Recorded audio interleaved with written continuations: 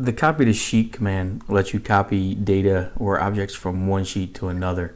So here I have a sheet, which is my cover sheet, and then I have my typical detail sheet. Now I want maybe this table or maybe this note to be placed on this sheet as well. So I can use the copy to sheet command.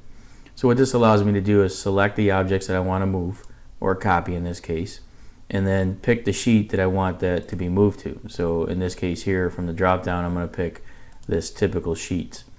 Then when I click apply, you'll see that now I've copied that one from that sheet over to this sheet. I could do the same thing with maybe this table, where I could come in and do the same thing, click apply, and you'll see it's going to copy it from that sheet to this sheet. The reason that it's not on all the sheets is because I didn't put it at the plan set or the sheet set tree location. So basically think of this as the parent, and then these are the children.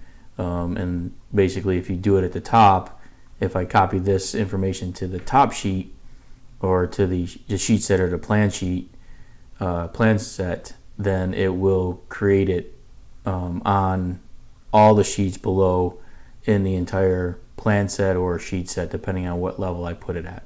But the copy to sheet command lets you copy to data from one sheet to any other sheet.